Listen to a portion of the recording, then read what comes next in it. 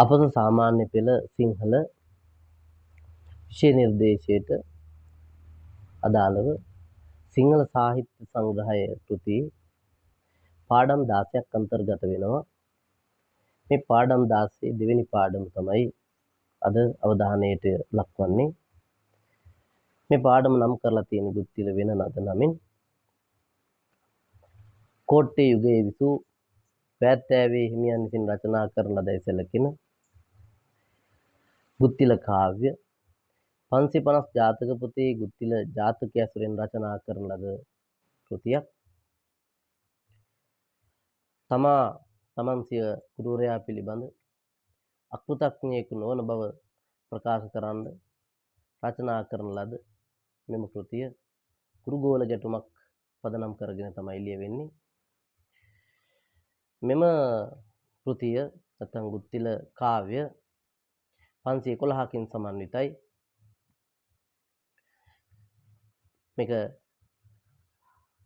අපි ඛණ්ඩ කාව්‍ය ගණීලා සැලකෙන කෘතියක්. මේකට අපි කියනවා ආඛ්‍යාන කාව්‍ය කියලා කියන්නේ. එහෙම නැත්නම් කවි කතාවක්. මේ කවි කතාව ඇසුරෙන්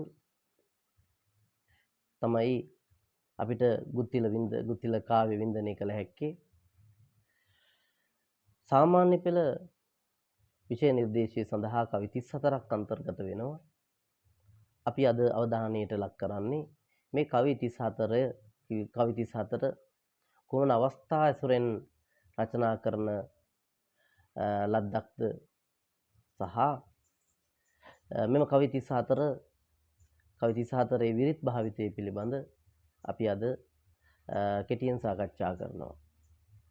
ගුත්තිල වෙන නද පාඩමට පිළිතුරු සැපයීමේදී ඔබ අනිවාර්යෙන්ම ගුත්තිල කාව්‍යයේ අවස්ථා නිරූපණ සහ මේ ගුත්තිල කාව්‍යයේ විරිත් භාවිතය පිළිබඳ මන අවබෝධයක් ලබා ගත යුතු වෙනවා. එමෙන්ම මේ කවි 34 පිළිබඳවම මන අවබෝධයකින් අපි සූදානම් විය යුතු වෙනවා විභාගයට නිවැරදි සාරගර්භ පිළිතුරක් ලියන්න නම්.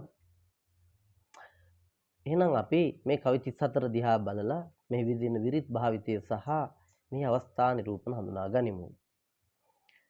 පළවෙනි කවිය අපිට මුණ ගැහෙන්නේ ගුත්තිල ඇදුරු සඳ වීණා වයන ලෙස ඉඳ පසෙක පන වන ලද සුදුසු අස්නික ගොසින් නුන් සඳ කියලා තමයි අපිට කවිය දකින්න ලැබෙන්නේ.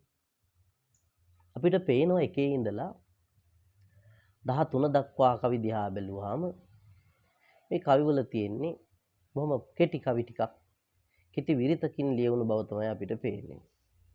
හැබැයි බොහෝ ළමයි මේක මෙවැනි කොටසෙන් කවියක් ගත්තාම මේක කෙටි විරිතක් කියලා විතරයි සටහන් කරන්නේ.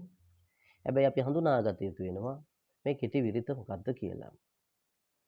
මේක මාත්‍රා 9 11 9 14 බැගින් වෙන පද්‍ය පාද මේවා පාද අසමානයි. ඒ කියන්නේ මේ පද්‍ය පාද 4 ගත්තාම මේකේ මාත්‍රා අසමානයි. පළවෙනි එකේ මාත්‍රා 9යි. ඊට පස්සේ 14යි. ඊට පස්සේ පළවෙනි එකේ 9යි, දෙවෙනි එකට 11යි. ඊට පස්සේ ආය 9යි, ආය 14යි. 9 11 9 14 බැගින් තමයි මේකේ විරිත තියෙන්නේ. ඒක නිසා මේ විරිත් භාවිතය ගැන සඳහන් වෙන්නේ එළුසඳස් ලකුණ කියන කෘතියේ. එළුසඳස් ලකුණ කෘතියේ මේක සඳහන් වෙන්නේ උතු ඡන්දසට අයත් මහ පියුම් ගීවිරිත කියලා. එතකොට උතු ඡන්දසට අයත් මහ පියුම් ගීවිරිතෙන් තමයි මේ කවි 13 ලියවෙන්නේ.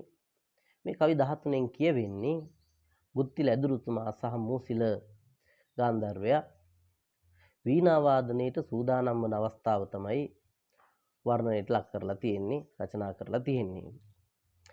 මේ කවි 13 විතරක් නෙමේ ගුත්තිල කාව්‍යයේ වැඩිම කවි ප්‍රමාණයක් ලියවිලා තියෙන්නේ උතු ඡන්දසට අයත් මහ පියුම් කීවිරිතෙන්ම තමයි. කවි 14 වෙනි කවිය ඉඳලා 32 කවිය දක්වා බැලුවාම බැලුමට අපිට පේනවා මුල් කවිවලට වඩා ටිකක් දිග විරිතක් කවි ටිකක් තමයි අපිට පේන්නේ. මේ මාත්‍රා නියමය අනුව බැලුවාම මේක මාත්‍රා 16 බැගින් තමයි පද්‍ය පාද 4 ලියවෙන්නේ. අපිට කවි හතරෙන් හතරට යතිය හෙවත් විරාමයේ තියන්න පුළුවන්. ඒක නිසා අපි මේක පෙදක විරිත වශයෙන් හඳුනා ගන්නවා. මොකද්ද විරිත? පෙදක විරිත කියලා අපි හඳුනා ගන්නවා. උගල 14 සිට 32 දක්වා කවි වලින් කියවෙන්නේ වර්ණනයට ලක් කෙරෙන්නේ ගුත්තිල ඇදුරුතුමන් වීණා වාදනයේ අවස්ථාවේදී අවට සිදුවුණු හාත්පස සිදුවීම්, හාත්පස හැසිරීම් සහ මේ වීණා වාදනයේ මිහිරියාව, එහෙම නැත්නම් අපි මේකට කියනවා වෙන මිහිර කියලා. වෙන මිහිර හෙවත් වීණා වාදනයේ මිහිරියාව තමයි මේ කවි පෙළෙන් අපිට කියව ගන්න ලැබෙන්නේ. අතිශයෝක්තියෙන් ඉතාමත්ම රසවත් අපූර්ව භාෂා භාවිතයෙන් මෙම පද්‍ය නිර්මාණය කරලා තියෙනවා. තාමත් අපූර්ව වර්ණනයක් අපිට වෙන මිහිරෙන් හඳුනා ගන්න පුළුවන්. ඊට පස්සේ අපිට හම්බ වෙනවා 33 34 කවි දෙක. මේක අර මුල් කියවගත්ත කවි වලට වඩා වෙනස් බවයි අපිට පේන්නේ. මේ කවිවල මාත්‍රා නියමයේ දිහා බැලුවහම අපිට හඳුනා ගන්න පුළුවන් මාත්‍රා 26ක්. ඒක නිසා අපි මේකට කියනවා සවිසිමත් විරිත කියලා. මාත්‍රා 26ක විරිතක්. මේකේ යතිය මාත්‍රා 7 7 7 5 බැගින් අපිට මේකේ යතිය හදා ගන්න පුළුවන්. විරිතක් ලියවෙන කොටත් මේක හරියටම නිවැරදි යතියෙන් මේක තබන්න ඕන. එහෙම නැත්නම් මේවට අපි යති භ්‍රෂ්ට දෝෂ කියලා කියනවා.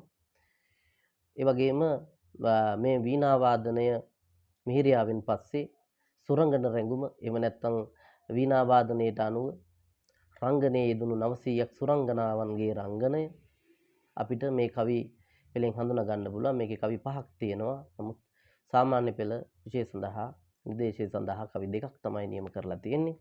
ඒ කවි දෙක වුණත් අපිට ප්‍රමාණවත් වෑත්තෑවේ හිමියන්ගේ කවිත්වය හඳුනා ගන්න.